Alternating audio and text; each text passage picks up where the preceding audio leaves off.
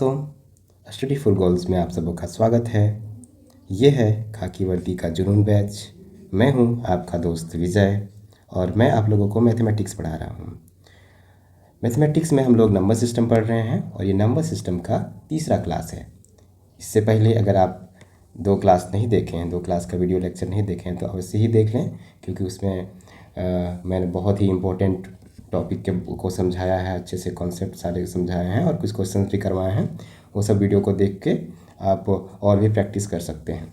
तो आज की क्लास में हम लोग जानने वाले हैं कि किसी भी नंबर का नंबर ऑफ़ फैक्टर्स कैसे ज्ञात करेंगे, किसी भी संख्या का गुणनखंडों की संख्या कैसे ज्ञात करेंगे, और इसके बाद हम लोग जेएसएससी के प्रीवियस ईयर क्वेश्चंस को सॉल्व करेंगे। जितने भी क्वेश्चंस नंबर सिस्टम से जेएसएससी में पूछे गए हैं, सारे प्रश्नों को हल करेंगे। दोस्तों, अगर आप झारखंड में सरकारी नौकरी के लिए तैयारी कर रहे हैं तो स्टडी फॉर गोल्स टीम के साथ जुड़ें। स्टडी फॉर गोल्स ऐप को डाउनलोड करें ताकि आपको अच्छे से गाइडेंस मिल सके और अच्छे कंटेंट मिल सके। ठीक है दोस्तों, हम लोग आगे बढ़ते हैं और अपने टॉपिक पे चलते हैं। हमारा आज का टॉपिक है नंबर सिस्टम, और नंबर सिस्टम में हम लोग पढ़ने वाले हैं number of factors. Number of factors मतलब गुणनखंडों की संख्या। मान लिया जाए कि कोई नंबर है 200, तो इसके गुणनखंडों की संख्या अगर पूछा जाए तो हम लोग इस तरह से अगर लिखते हैं कि इसके गुणनखंडों, सारे गुणनखंडों को बारी बारी से अगर लिखते हैं 1 2 4 5 8 10 20 25 40 50 100 200, तो ये काफ़ी टाइम टेकिंग होगा, समय का खपत भी होगा। और अगर बड़े बड़े संख्याओं का अगर गुणनखंड हम लोग को पूछ लिया जाए तो वो निकालना थोड़ा कठिन भी होगा, क्योंकि हम लोग इतना लिखेंगे तो हमारे लिए टाइम कंज्यूमिंग भी होगा और एग्ज़ाम में हमारे पास इतना टाइम नहीं होता है कि उसके सारे गुणनखंडों को हम लोग लिख सकें। तो इसके लिए एक मेथड होता है, तो उसको हम लोग समझेंगे। पहले कॉन्सेप्ट को समझेंगे, उसके बाद हम उससे रिलेटेड ट्रिक भी आप लोग को निकाल के दूंगा ताकि आप सेकंडों में वैसे क्वेश्चंस को सॉल्व कर सकें। अगर किसी भी संख्या का गुणनखंडों की संख्या पूछा जाए तो आप सेकंडों में बता सकते हैं कि इसका कितने गुणनखंड होंगे। तो इसके लिए हम एक कॉन्सेप्ट को समझते हैं। मान लीजिए जाए कि एग्जांपल के लिए हम लोग 200 लें। ये प्राइम फैक्टराइजेशन मेथड के द्वारा हम लोग इसको लिख रहे हैं, अभाज्य गुणनखंड विधि के द्वारा। अगर मान लीजिए 200 है, 200 को हम लोग लिख सकते हैं 25 गुना 8। ठीक है दोस्तों, तो 25 को 5 का स्क्वायर और 2 को 2 का क्यूब। तो देखो, इसको क्या करना होता है कि अभाज्य संख्याओं के गुणनखंड के रूप में इसको व्यक्त करना होता है। ठीक है, तो यहाँ लिख लिए। अब एक ये डायग्राम है, इस डायग्राम से ही मैं आप लोगों को सारा कॉन्सेप्ट को क्लियर करूँगा और इससे ही ट्रिक निकाल के आप लोगों को दूंगा। ठीक है, तो देखिए दोस्त, अगर हम लोग यहाँ पे 200 को लिख सकते हैं 2 to the power 3 into 5 to the power 2। ठीक है, तो ऐसे हम लोग अगर मान लीजिए लिखे कि 2 to the power 0, 2 to the power 1, 2 to the power 2 और 2 to the power 3, और इस साइड में हम लोग लिखते हैं 5 to the power 0, 5 to the power 1, 5 to the power 3। इसका लिखने का मकसद क्या है, मैं आप लोगों को अभी कुछ ही देर में आप लोगों को समझ में आ जाएगा। ठीक है, तो हम लोग क्या करते हैं कि ये एक दूसरे से मल्टीप्लाई करते हैं। पहले क्या करते हैं कि 2 पे पावर 0 को 5 पे पावर 0 से मल्टीप्लाई करते हैं, फिर 2 पे पावर 0 को 5 पे पावर 1 से मल्टीप्लाई करते हैं, फिर 2 पे पावर 0 को 5 पे पावर 2 से मल्टीप्लाई करते हैं। तो मल्टीप्लाई करके देखते हैं क्या आता है। अगर हम लोग 2 पे पावर 0 को 5 पे पावर 0 से मल्टीप्लाई करें, हम लोग जानते हैं किसी भी संख्या पे पावर 0 मतलब 1, 1 से 1 को मल्टीप्लाई किया तो 1 आया। ठीक है, और 1 से 5 को मल्टीप्लाई किया तो 5 आया, और 1 से 5 का स्क्वायर 25 को मल्टीप्लाई किया तो ये 25 आया। ठीक है, इसी तरह से हम लोग इससे तीनों को गुना करेंगे, तो इससे गुना करने से कितना आ रहा है दोस्तों, ये आ जाएगा 2, और इसको इससे गुना करने पे 10 आ रहा है, इससे इसको गुना पे करने पे आ रहा है 25 दूनी 50। ठीक है, अब इससे इसको गुना कर रहे हैं तो ये 4 आया, और ये 20 आया, और ये 100 आया। ठीक है, इसी तरह से इसको गुना करने पे ये 8 आया, ये 40 आया, और ये 200 आया। ठीक है दोस्तों, तो हम लोग यहाँ देख सकते हैं कि इसको इधर की जितनी भी संख्याएं थी, इसको अगर हम लोग इधर वाली संख्याओं से गुना किए तो हम लोग जो भी पाए हैं वो जो है सारे 200 के फैक्टर हैं। ठीक है, 1 5 1 2 4 8 5 10 20 40 25 और 50 100 200, ये सारे क्या है, ये सारे जो हैं वो 200 के फैक्टर हैं। मीन्स हम लोग अगर 2 पे पावर 0, 2 पे पावर 1, 2 पे पावर 2 और 2 पे पावर 3 को मल्टीप्लाई करेंगे 5 पे पावर 0, 5 पे पावर 1, 5 पे पावर 2 को, तो हम लोग को सारा फैक्टर्स मिल जाता है। तो फैक्टर निकालने के लिए क्या विधि होती है और इसका ट्रिक क्या होता है, इसको समझते हैं हम लोग। देखिए, अगर मान लीजिए किसी भी संख्या का फैक्टर निकालना हो हम लोग को, तो उसको पहले हम लोग प्राइम फैक्टर के रूप में लिखेंगे। ठीक है, प्राइम फैक्टर के रूप में अभाज्य गुणनखंड विधि से उसको लिखे व्यक्त करेंगे। और उसके बाद उसका जितना भी पावर होगा उसमें से एक बढ़ा के, मान लीजिए यहाँ 3 पावर है तो यहाँ 4 लिखें, और यहाँ पे 2 पावर है तो यहाँ 2 पावर है तो एक बढ़ा के 3, और ये दोनों को गुना कर देंगे। जो आएगा वही हो जाएगा हम लोग को गुणनखंडों की संख्या। ठीक है दोस्तों, तो इस ट्रिक को हमेशा दिमाग में रखना है कि अभाज्य गुणनखंड विधि जो द्वारा जब हम इस किसी संख्या को व्यक्त करते हैं और उसके बाद उस पर जितना घात होता है, जितना पावर होता है, उसमें से एक बढ़ा के गुना कर देते हैं आपस में। ठीक है, तो जो आता है हम लोग को वही हो जाता है गुणनखंडों की संख्या। चलिए हम लोग कुछ एग्जाम्पल से इसको समझते हैं। यहाँ एक क्वेश्चन दिया गया है कि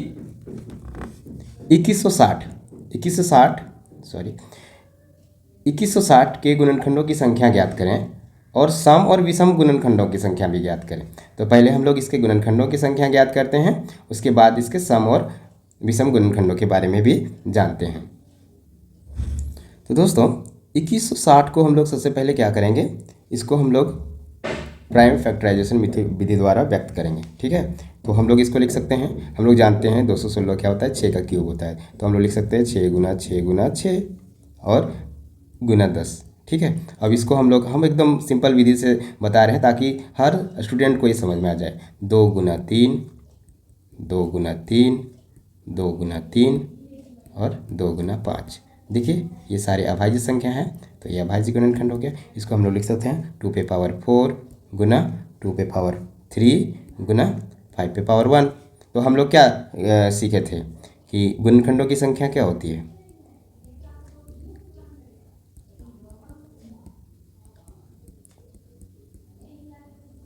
गुणनखंडों की संख्या क्या होती है, जितना पावर होता है उसमें से एक जोड़ के हम लोग मल्टीप्लाई करते हैं। ठीक है, ये 3 है दोस्त, तो 4 को हम लोग 5 लिखेंगे और 3 पे पावर 3 है तो 4 लिखेंगे और ये 2 लिखेंगे।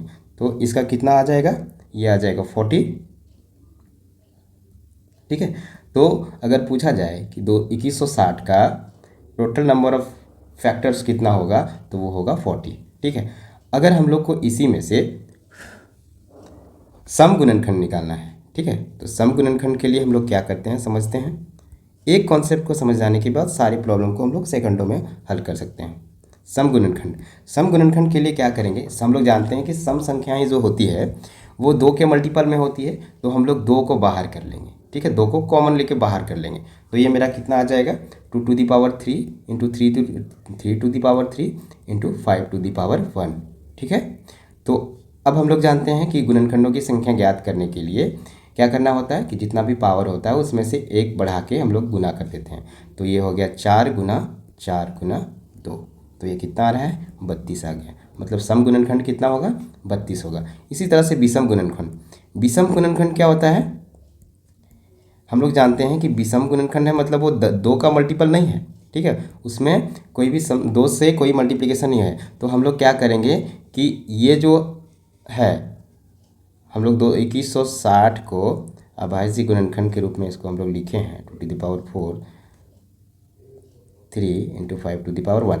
तो ये विषम गुणनखंड निकालने के लिए 2 का जितना भी पार्ट होगा इसको हम लोग हटा देंगे। ठीक है, तो ये 3 पे पावर 3 इंटू 5 पे पावर 1, तो ये हो गया। इसका हम लोग गुणनखंड निकालने के लिए क्या करेंगे, इसके पावर में एक जोड़ेंगे और इसके पावर में भी एक जोड़ेंगे और दोनों को गुना कर देंगे, तो 8 हो गया। ठीक है, तो सम गुणनखंड और विषम गुणनखंड निकालना आप लोग सीख गए हैं। चलिए एक और क्वेश्चन करते हैं। अब देखिए यहाँ पे पूछा गया है कि 2160 के सभी गुणनखंडों की संख्या ज्ञात करें जो 18 के गुणज हो।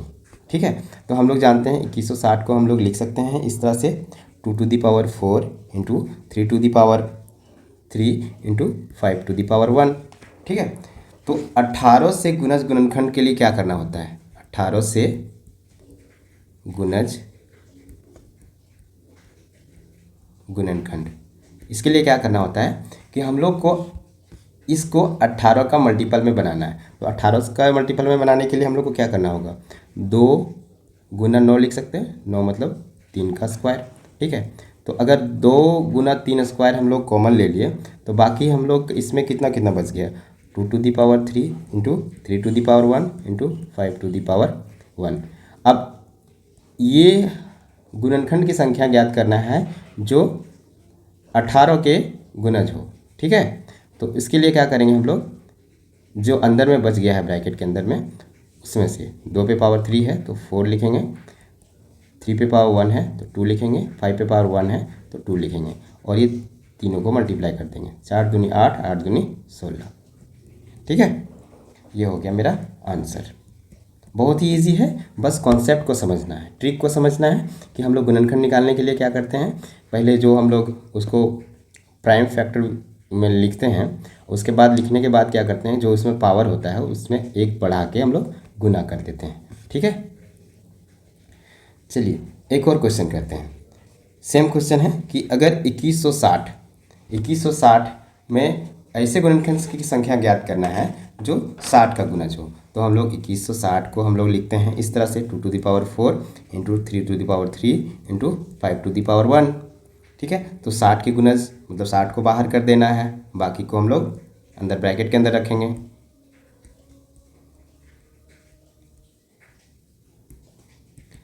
2 to the power 3 into 3 into 5, देखो ये 60 हो गया, ये 60 हो गया ना।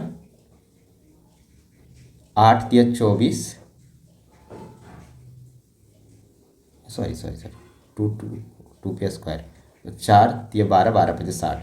अब अंदर मेरा क्या बच रहा है, 2 पे पावर 2 कॉमन ले लिए तो यहाँ 2 पे पावर 2 बचा, 3 एक कॉमन ले लिए तो 3 पे पावर 2 बचा, और 5 कॉमन ले लिए, ठीक है, तो 5 कोई नहीं बचा वहाँ पे।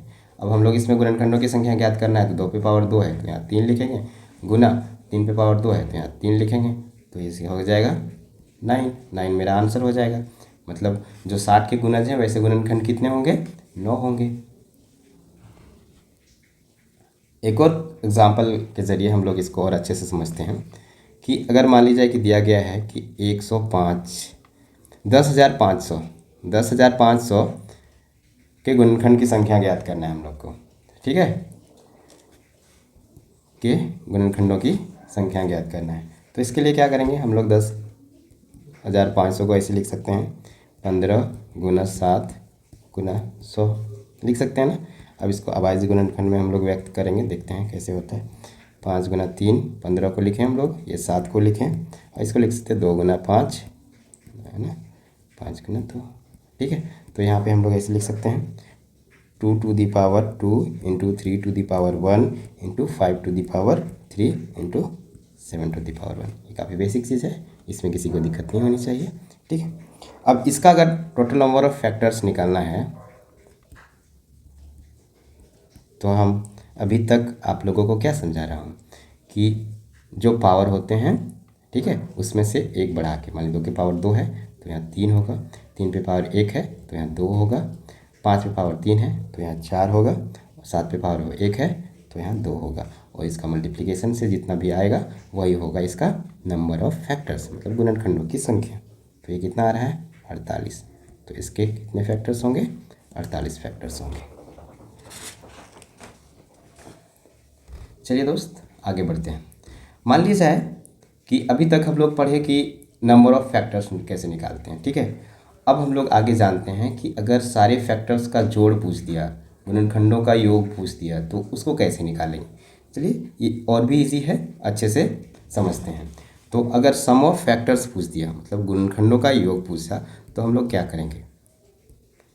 देखिए अगर मान एग्जाम्पल के जरिए समझते हैं कि ये 72 है, 72 को हम लोग लिख सकते हैं 2 to the power 3 into 3 to power 2, तो ये 8 8 और 9, 8 9 72 हो गया, ठीक है। तो ये सम ऑफ फैक्टर्स निकालने के लिए क्या करते हैं, देखो क्या करते हैं, ये 2 to the power 0 plus 2 to the power 1 plus 2 to the power 2 plus 2 to the power 3, ये हम इसको लिखे हैं, ठीक है। अब इसको मल्टीप्लाई करेंगे 3 पे पावर 0 प्लस 3 पे पावर 1 प्लस 3 पे पावर 2, जितना यहाँ पावर होगा 0 से शुरू होकर उतना तक जाएंगे, ठीक है। और ये दोनों को सॉल्व करके हम लोग गुना कर देंगे तो सम ऑफ फैक्टर्स हम लोग को मिल जाएगा। जैसे हम इसको अगर सॉल्व कर रहे हैं तो 1 + 2 + 4 + 8, ठीक है। और इसको हम लोग 1 + 3 + 9, तो ये दोनों को सॉल्व करने पे ये 15 आ रहा है और ये आ रहा है 13, तो ये कितना आ रहा है 195। मतलब अगर हम लोग 72 के सभी फैक्टर्स, सभी गुणनखंडों का योग निकालेंगे तो वो 195 आएगा, ठीक है। चलिए एक और एग्जाम्पल के ज़रिए हम लोग इसको और अच्छे से समझते हैं। कोई संख्या दी गई है 216, ठीक है। तो 216 को हम लोग कैसे लिख सकते हैं? हम लोग जानते हैं जो 216 जो है 6 का क्यूब है, तो 6 × 6 × 6, तो यहाँ हम लोग ऐसे नहीं लिख सकते हैं, हम लोग इसको प्राइम फैक्टराइजेशन में लिखना है। तो 2 × 3 2 × 3 है ना, 2 × 3, ठीक है। तो ये हो गया 2 × 3 × 3 × 3, ठीक है। तो इसके लिए सम ऑफ फैक्टर्स निकालना है, तो क्या करना होगा 2 ^ 0 + 2 ^ 1 + 2 ^ 2 + 2 ^ 3। क्या किए हम, 2 पे पावर 3 है तो 0 से शुरू करके 3 तक गए, ठीक है। इसी तरह से यहाँ 3 पे पावर 3, तो यहाँ भी हम लोग वही करेंगे, 0 से शुरू करेंगे, दोनों को सॉल्व करेंगे।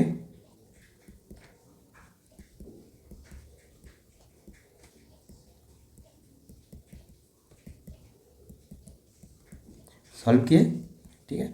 सॉल्व करने के बाद ये कितना आ रहा है 8 × 4 = 12, 3 × 15, ये कितना आ रहा है 40, दोनों को मल्टीप्लाई कर देंगे 600। मतलब सम ऑफ फैक्टर्स मेरे पास कितना आ गया 600, ठीक है। इसी तरह से अगर हम लोग को पूछा सम ऑफ इवन फैक्टर और सम ऑफ ऑड फैक्टर, तो हम लोग क्या करेंगे, थोड़ा सा और आसानी से इसको समझते हैं। सम ऑफ इवन फैक्टर क्या करना है कि देखो ये इसी में से हम लोग समझ रहे हैं, ठीक है।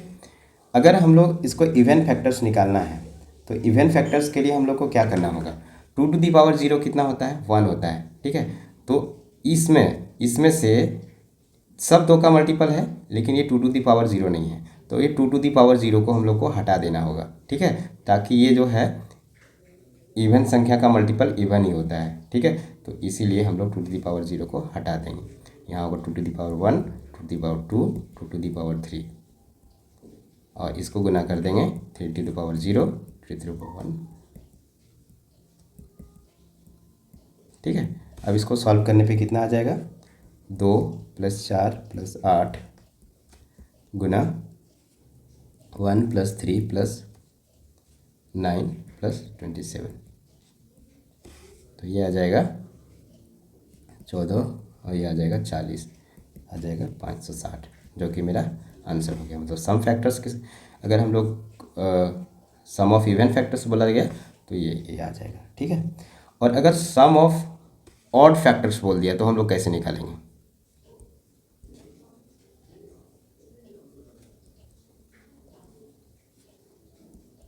हम लोग क्या करेंगे कि ये पूरे टर्म्स को हम लोग को गायब कर देना होगा, ठीक है, क्योंकि 2 का मल्टीपल नहीं होना चाहिए। तो ये इतना कितना आ रहा है मेरा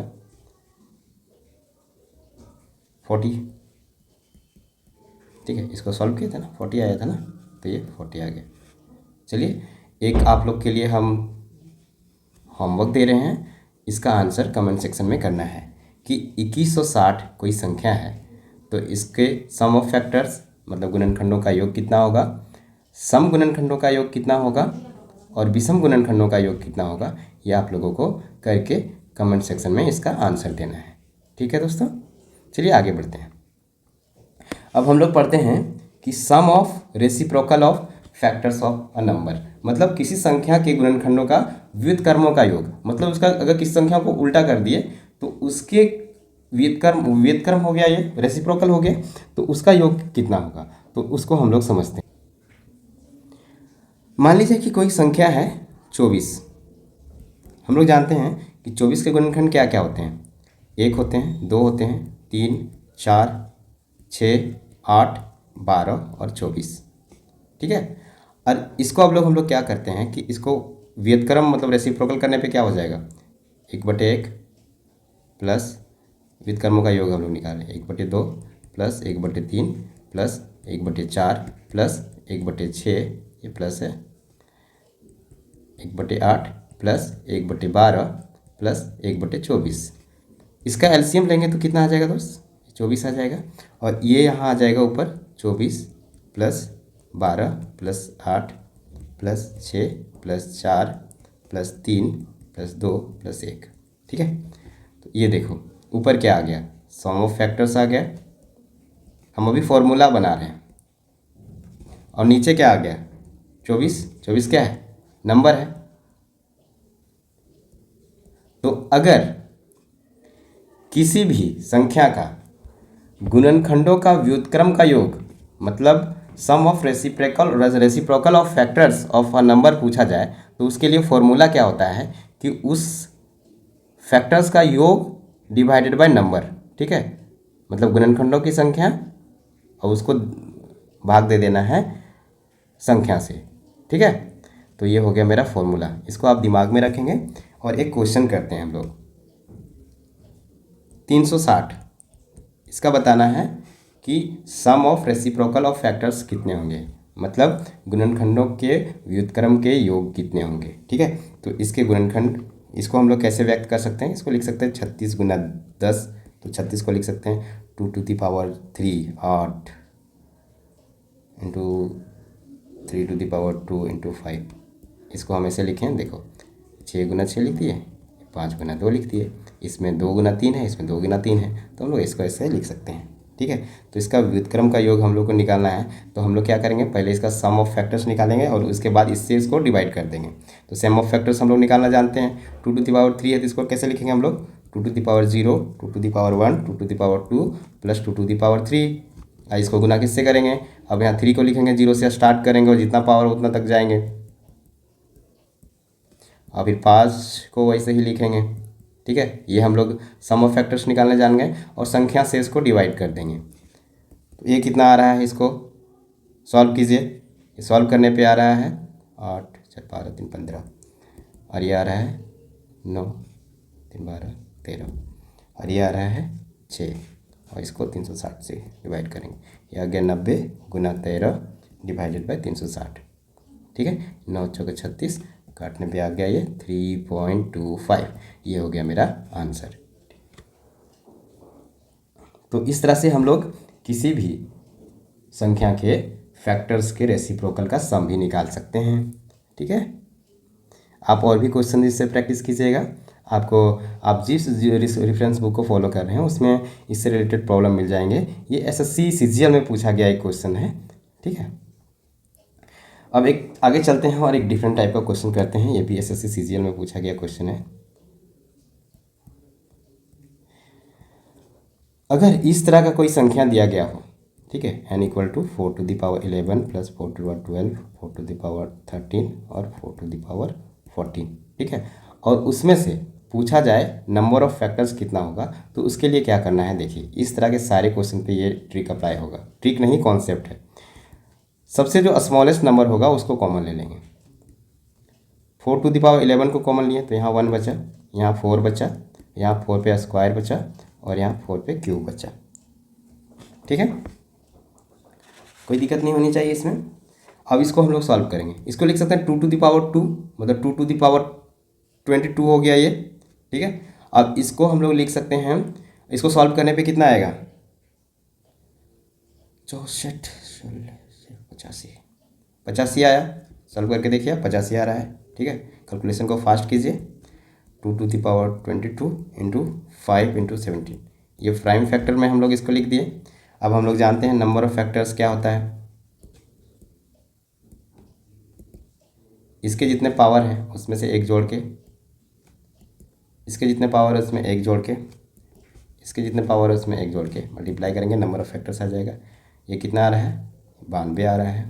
तो नंबर ऑफ फैक्टर्स कितना हो गया, 92 हो गया। कितना आसान था ना। अगर आप कॉन्सेप्ट को सही से समझ रहे हैं तो कोई भी क्वेश्चन को करने में दिक्कत नहीं होगा।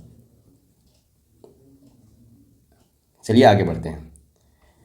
देखिए, नंबर सिस्टम में जितना भी कॉन्सेप्ट बताना था मैंने पिछले 2 क्लास में और आज के क्लास में बता दिया। इससे बाहर कोई भी कॉन्सेप्ट से आप लोगों को क्वेश्चन नहीं पूछा जाएगा, ठीक है।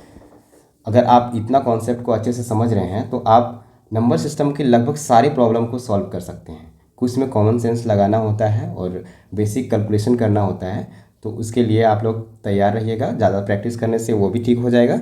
चलिए आगे चलते हैं और हम लोग जीएसएससी में गत वर्षों में पूछे गए कुछ प्रश्नों को देखते हैं कि क्या हम लोग अभी तक जितना कॉन्सेप्ट को पढ़े हैं उससे क्वेश्चन सॉल्व हो रहे हैं कि नहीं, प्रीवियस ईयर क्वेश्चन सॉल्व हो रहे हैं कि नहीं। तो हम लोग देखते हैं। देखिए एक क्वेश्चन है, सचिवालय 2012 में पूछा गया था कि 99,547 की सबसे निकटतम संख्या क्या है जो 687 से ठीक ठीक विभाज्य है। तो हम लोग क्या करेंगे, सबसे पहले इसी क्वेश्चन को करने के लिए 99457 को डिवाइड करेंगे 687 से, ठीक है। 687 से डिवाइड करते हैं, देखते हैं कितना आता है। ये वन टाइम में हम लोग दे रहे हैं तो ये 687, ये आ गया 803, ये 4 हम लोग ले लिए। अब इसको हम लोग 4 टाइम्स में दिए तो ये कितना आ रहा है 8472, ठीक है। अब कितना बच रहा है, ये 633 और ये 7 ले लिए यहाँ पे, फिर 4 टाइम्स में दिए हम लोग तो फिर से कितना 2748 ही आएगा, ठीक है। इसको घटाने पे कितना आ रहा है 916, ठीक है। अब हमारे पास शेष कितना बच रहा है 619 बच रहा है, ठीक है।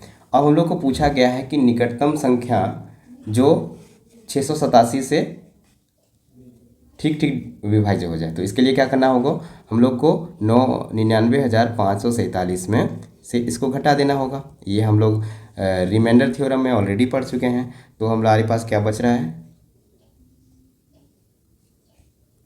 ये हो गया नियरेस्ट नंबर, ठीक है। तो ये है हमारे ऑप्शन में, हाँ है, तो ये हो गया आंसर, ठीक है। चलिए देखते हैं दूसरी क्वेश्चन जो भी सचिवालय 2015 में पूछा गया है। वह 2 अंकों की सबसे बड़ी संख्या कौन सी है जिसे 2, 3 और 4 से विभाजित करने पर शेषफल 5 रहता है, ठीक है। तो हम लोग इसको बनाने का सबसे ईजी तरीका, 2, 3 और 4 का एलसीएम कितना होगा 12 होगा, ठीक है। ऑप्शन में हम लोग देखते हैं कि अगर 12 से हम लोग डिवाइड करते हैं तो शेष किस में बच रहा है, इसमें करने पे बचेगा नहीं, 12 5 60 9 बच रहा है, इसमें 12 6 72 5, ये आंसर हो गया। इतना दिमाग नहीं लगाना है, बहुत ही इजी क्वेश्चन है, बहुत ही इजी क्वेश्चन पूछे जाते हैं, ठीक है।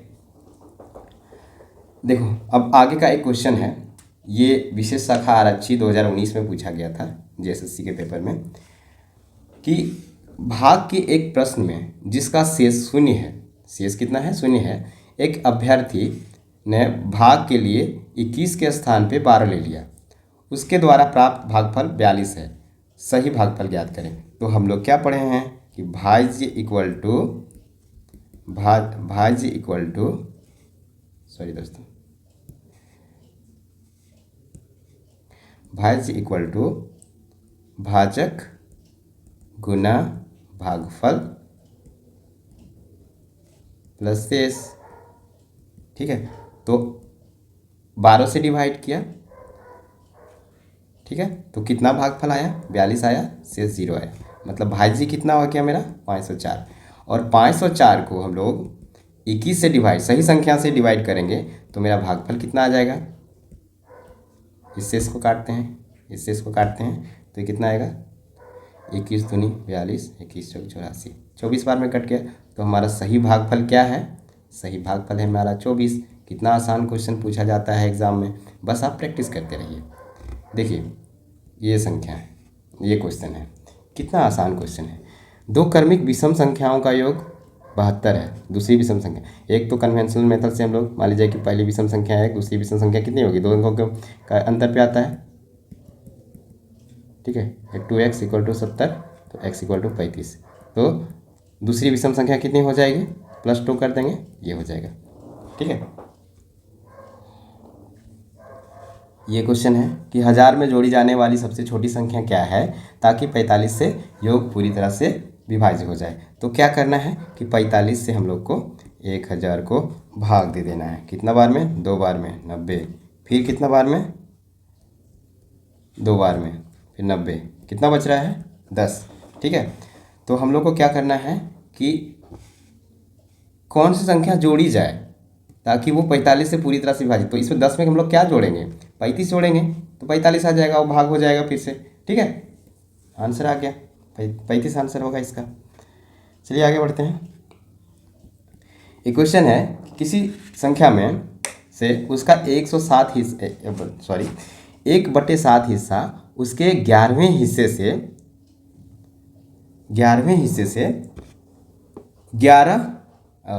100 अधिक है। ठीक है, तो संख्या क्या होगी। तो हम लोग इसको इतना आसानी से सॉल्व कर सकते हैं।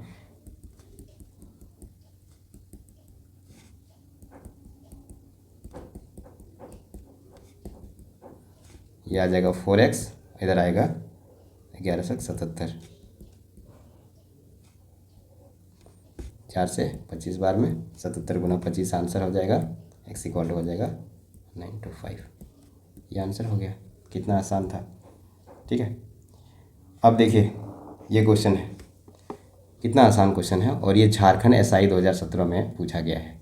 अब इसको बनाने के बाद आप लोग को फील होगा कि झारखंड में एसआई बनना कितना आसान है। बेसिक चीज़ को जान के आप एसआई बन सकते हैं। ठीक है, तो देखिए ये संख्या है 8232158 में 2 के स्थानीय मानों का अंतर।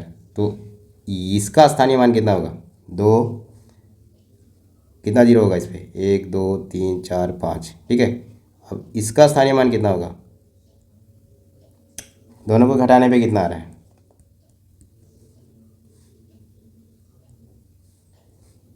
ये आंसर हो गया। हमारे ऑप्शन में है 198000। हाँ,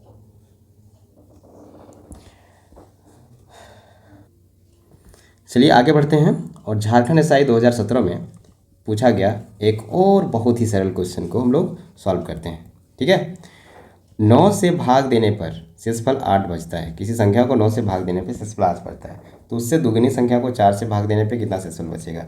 मान ली जाए कि कोई डी संख्या है, उसको हम लोग 9 से अगर भाग देते हैं तो क्यू बार में भाग देते हैं और शेषफल 8 बचता है। ठीक है, और ये हो गया मेरा। और इसी को अगर हम लोग 2 से गुना कर देंगे, 2 से गुना कर देंगे और इसमें अगर हम लोग 4 से भाग देंगे तो शेषफल कितना बचेगा, ये तो पूरा कट जाएगा। अरे 2 से मल्टीप्लाई करेंगे 8 और ये भी, तो ये पूरा कट जाएगा, है ना। पूरा कट जाएगा मतलब ये शेष 0 बचेगा। बहुत ही आसान था ये, इतना एकदम कॉमन सेंस का क्वेश्चन है, इसमें तो पेन भी नहीं उठाना है। अब इसमें है कि थोड़ा सा लिख के देखना होगा हम लोग को। 1 से 100 के बीच में कितनी अभाज्य संख्याओं के इकाई अंक 3 है। तो 1 से 100 के बीच में अभाज्य संख्या 3 जिसके अंतिम में 3 है, कौन कौन से हो जाएंगे, 3 हो जाएगा, 13 हो जाएगा, 23 हो जाएगा, 43 हो जाएगा, 53 हो जाएगा, 73 हो जाएगा और 83 हो जाएगा। कितना हो जाएगा, 1 2 3 4 5 6 7। किसी संख्या में 125 में भाग देने पर भागफल 85 और शेष 22 प्राप्त होता है, वह संख्या क्या है। ठीक है, अब देखो इतना आसान सवाल पूछेगा, ये कोई नहीं जानता है। हम लोग को भाज्य ज्ञात करना है भाई, भाज्य ज्ञात करना है। हम लोग को क्या दिया गया है, भाजक दिया गया है, भागफल दिया गया है और हम लोग को शेष भी दिया गया है। ये कितना आएगा सॉल्व करने के बाद, ये आ जाएगा 10,647।